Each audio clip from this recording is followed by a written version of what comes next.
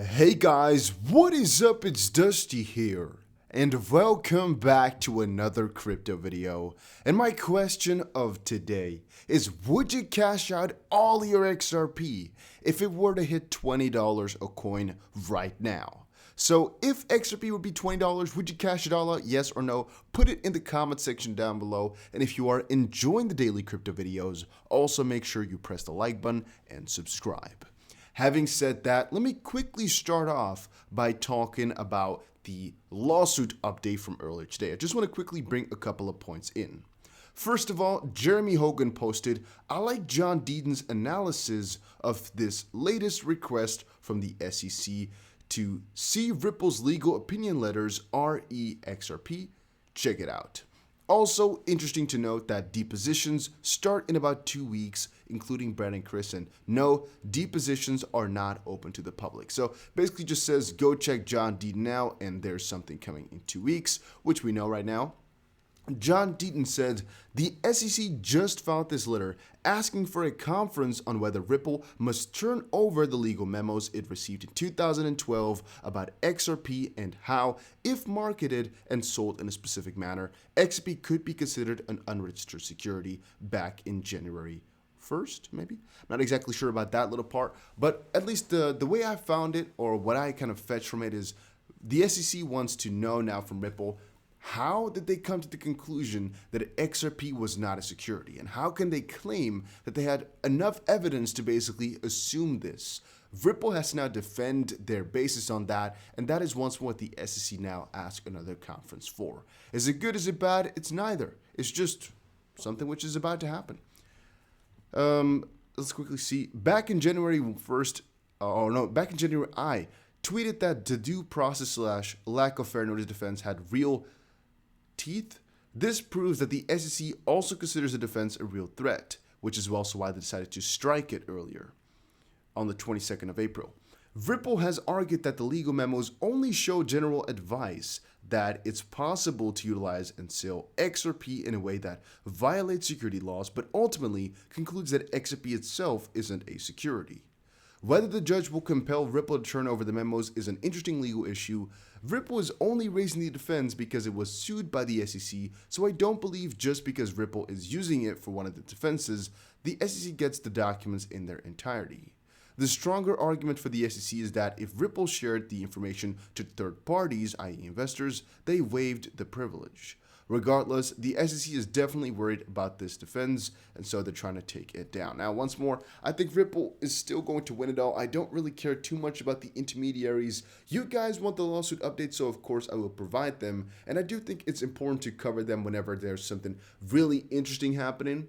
But in this case here, all we're seeing is SEC weakness, and we've made so many videos about that already, it kind of feels like we're going stale a little bit, talking about the same type of content. So once more, even though it's something new every single time, it kind of feels the same because it's just a freaking long process, and I know you guys are most likely waiting for XRP to send itself to the freaking moon. That's at least what I usually see in the comment section nowadays. Last couple of days have been really negative. People have lost their faith in XRP. People are losing hope. I'm still chilling here, just happy with my XRP bags, because I know it's a marathon, not a sprint, and I know once they win, which once more I think they will, it's just going to be huge, and it's just a waiting game right now. So let's just update ourselves so we know exactly what our current stance is, but let's not, rush the boat. Then here's a look at what's in store for XRP if Ripple eventually goes public after the SEC case. So there's a couple points to make here. One, this is assuming on my, in my personal opinion, that Ripple will actually finish this case within the next couple of years, and that Ripple will actually go public, and that there's going to be no big issues going on. And if you were to just quickly think about what would happen then, well, logically, what would happen is Ripple, this is kind of the timeline. Ripple right now is fighting the SEC. Ripple, once cleared, will have XRP the currency as the first properly regulated crypto and the only properly regulated crypto. Together with that, they have just won an entirely huge freaking lawsuit, the most important crypto lawsuit to date. Ripple / XRP, whatever, will always be mentioned in any lawsuit coming on forward, and they will always set a basis for just crypto regulation because it was the first properly regulated crypto. Then we know that Ripple XRP use case will finally be able to move in its entirety, just move hard, and everything is kind of coming together. So once they go for an IPO, a huge amount of interest will be in there because also, if you think about it, eventually no more bank can be left out of this. We all know it. We all know it. We all know it. I had an article about this one. It was pretty funny. Bank of England Governor Andrew Bailey says crypto investors could lose all their money. And to be honest, you should always know you can lose all your money, but will you lose all your money is the big question. I think it's pretty funny how these guys have said that for years and years and years and years, and well, they keep talking about a bubble, keep talking about a bubble, keep talking about warnings, warnings, warnings. Well, they may, but the fun fact is they talked about this in 2013 too, when Bitcoin was just $250 a coin and when a lot of other cryptos didn't even exist yet. And look at where we are right now. We are a multi-trillion-dollar market. So it could be that eventually this is going to be the biggest bubble ever, but is it a scam? Is it a sham? No, nothing like that. It's not. At least it's my opinion, right? I don't trust the bankers, but then again, XRP is a banker's coin, and I love it for it because I do know that that's where the money lies. Even though I'm not really a bullish on bank type of guy. I know they'll stay around for a very long while, but I do not think banks are really that good. I think the bigger use case for XRP is mostly in the just cross-border remittances, working with financial institutions that provide that, rather than the banks themselves. But then again, central banks is a different issue. I do believe the commercial banks are more of a problem than the central banks, as those central banks will just stay regardless. You can't really stop them, and the CBDC is going to be coming, as is also processed through the the Federal Reserve in the U.S. case, or just the Reserve and the central banks in different countries. Now, Ripple's XRP sales increased nearly 100% in Q1 of 2021, despite SEC lawsuit. I had a record amount of people ask me about this. A record amount of people, yes. And I think mostly what they're inquiring for or wondering about is this good, is this bad, and what exactly does this mean?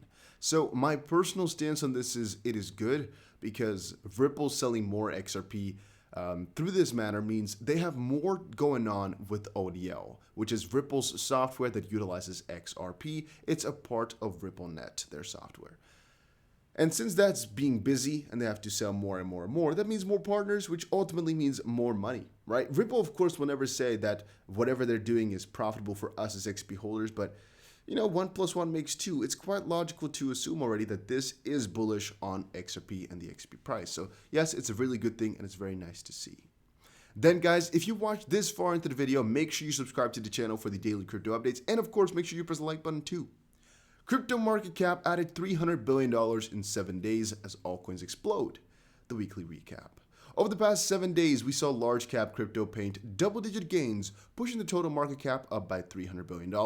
This has also been reduced, this has also reduced Bitcoin's dominance to about 44%. I keep telling you guys, altcoin season is here. We saw it with Ethereum Classic. We saw it with ADA right now. A ton of altcoins are pumping up, and it's just a matter of time before XRP is going to be getting those gains, but I still think at one point or another it will. I keep also telling you guys, I'm using Bybit for all my trading right now, and there are some cool deposit bonuses going on. So just use the link down below, go check it out. There's a deposit bonus for depositing 500 XRP and a bigger one for depositing 1,000 XRP. A link is down below. And once more, if you didn't know how it works, 500 XRP is a 25 XRP bonus, and 1,000 XRP means you're eligible for a Ledger Nano X. I'm gonna be giving away 5 Ledger Nano X's to people who deposited over 1,000, and I think there's gonna be at maximum. I should maybe put a maximum there. I think at maximum like 30 people, so the chance of winning is never going to be less than, let's say, 15%, but I'm thinking there's going to be about maybe 15 to 20 people, so you're most likely having about a 25% odds or so of winning yourself a Ledger Nano X if you've deposited over 1,000. It might sound like I'm really hungry for deposits. Please, guys, do whatever you want. I'm just saying I've worked with them, and we arranged something, and the arrangement here is now I can give away 5 Ledger Nano X's, right? And they put the threshold there where they have to deposit 1,000 XRP. It's not my rule. All right, but I tried my best to get the best deals going, and the more people we get, the better the deals I can fix. So I'm trying my best, letting you guys know. All right, IRS secures order to serve Kraken with customer data request on crypto traders. One thing you should really understand here. First of all, don't mess around with the tax man. Second of all, really important to know, eventually, almost every single company out there will provide info to regulators if you've done your KYC. Just understand that.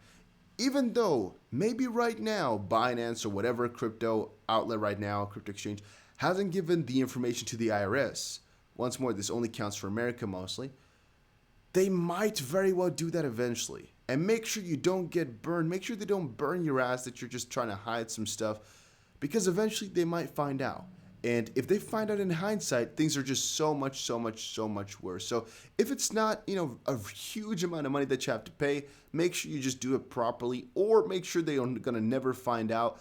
But please, guys, don't play half-assed games. Don't mess around with this type of stuff. You do not want to burn yourself. I'm just quickly telling you, not that many people that I know are messing around with this. Maybe I shouldn't even say not that many, because I don't know anybody who's messing around with this type of stuff, except for maybe trolls over on Discord every here and then. But not that many people are messing around, because it's scary stuff. It's not something you want to be involved with. It's going to stick with you for the rest of your life. Don't play this game. Right now, again, they got some customer data by Kraken. Or actually, let's quickly read it once more. IRS secures order to serve Kraken with customer data requests on crypto traders. Update, users who have conducted 20,000 in transactions are now on the tax office's radar. They're coming for your ass. And then crypto, let's quickly check it here. Crypto analyst who nailed Ethereum's climb to $3,400 as $10,000 is next. Well, I think it's pretty easy. $3,400 was a pretty easy target for XRP. $10,000 is still an easy target for XRP. It's all still low in comparison to, I guess, my own longer-term goals. I still think $20,000 per Ethereum is quite normal, because as it currently stands, Ethereum is following along with Bitcoin's 2017 pattern. By the way, I've also been trading more and more Ethereum nowadays, because I do like that a lot too. I am, quite a big fan. I've been trading a lot of Ethereum for ADA recently, and Solana, and some of the other coins I talked about over on Patreon. Then again, I'm mostly just trading Bitcoin for alts. Just Bitcoin for alts, and Ethereum I'm just stacking as well. But I've traded some Ethereum for alts as well, because, well, I have a lot of Ethereum, and I want to spread that out a little bit. For all the people on Patreon, I'm still, setting my portfolio up straight. I told you guys it's going to be within this month, so everybody who paid will at least get to see it.